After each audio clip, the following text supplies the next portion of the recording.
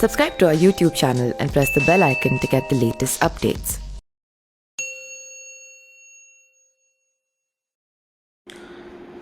नमस्कार, मैं पिंटू सिंह यादव आप सभी का स्वागत करते हैं न्यूज लाइव में। दोस्तों, जिस तरीके से उत्तर प्रदेश के हुए बाईपोल इलेक्शन में आजमगढ़ लोकसभा फतेह कर भारतीय जनता पार्टी और भोजपुरी अभिनेता दिनेश लाल यादव सांसद बने हैं, उसके बाद वो पहली बार सांसद में जमकर दहाड़ते नजर आए और पहला जो उनका स्पीच था संसद भवन में वो था भोजपुरी को मान सम्मान दिलाने को लेकर।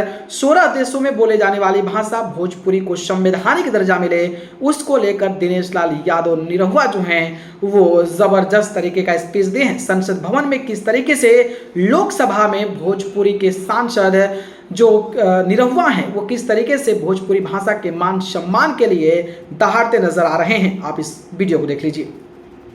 लाल यादव निरहुआ जी माननीय सदस्य का ये पहला संबोधन है संसद। धन्यवाद अध्यक्ष जी। मैं आज पहली बार सदन में बोल रहा हूं, तो अगर मुझसे कोई त्रुटि हो जाए तो आप सब लोग मुझे क्षमा कीजिएगा। माननीय अध्यक्ष जी, कहा जाता है कि भाषा हमारे अस्तित्व का मूल है। हम अपनी भाषा में बेहतर तरीके से सोच समझ और अभिव्यक्त कर पाते हैं। महात्मा गांधी जी ने भी मातृभाषा के प्रति कृतज्ञ होने की बात कही है। इसी भावना के साथ पिछले 5 दशक से करोड़ों भोजपुरी भाषी एक आस लगाए बैठे हैं कि भोजपुरी को संवैधानिक दर्जा मिले, उसे संविधान की 8वीं अनुसूची में शामिल किया जाए। लेकिन भोजपुरी का इंतजार खत्म नहीं हो रहा है। कभी तो भाषा के भेद का पाठ पढ़ाकर, तो कभी नियमों की अस्पष्टता का हवाला देकर भोजपुरी भाषियों की मांग पूरी नहीं होने दी गई। अध्यक्ष जी, भारत से अलग मॉरिशस की पहल पर यूनेस्को ने भोजपुरी संस्कृति के गीत गौनई को सांस्कृतिक विरासत का दर्जा दिया, लेकिन पहले के केंद्र की सरकारों ने कभी कोई ठोस प्रयास नहीं किया। मोदी जी की सरकार ने सकारात्मक पहल करते हुए केंद्रीय संस्कृति मंत्रालय ने भोजपुरी फिल्म समारोह का आयोजन किया, जिसके लिए मोदी सरकार जी का करोड़ों भोजपुरी भाषी हृदय से धन्यवाद करते हैं। सभी जानते हैं कि भोजपुरी भाषा की यह लड़ाई 1967 से जारी है। 1960 में पहली बार इसके लिए बिल लाया गया।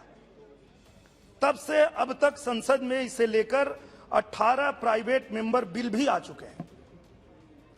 कई आंदोलन भी हुए।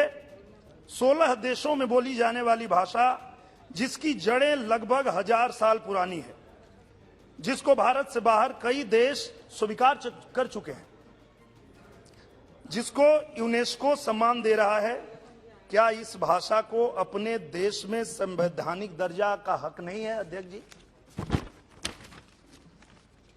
हमें उम्मीद जगी थी 2012 में एक प्रस्ताव पर भाषण देते हुए गृह मंत्री श्री पी चिदंबरम जी ने भोजपुरी में कहा था, हम रउआ सबके भावना के समझता नहीं।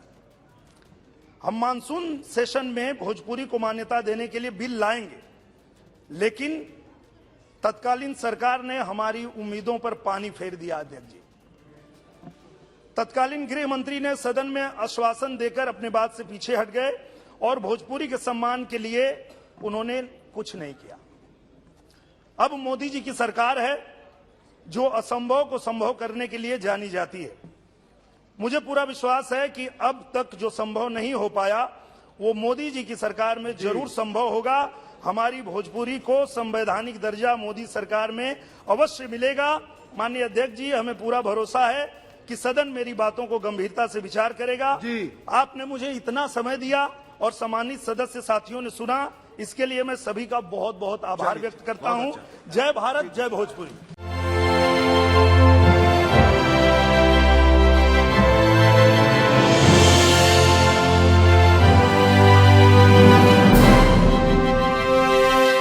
Subscribe to our YouTube channel and press the bell icon to get the latest updates.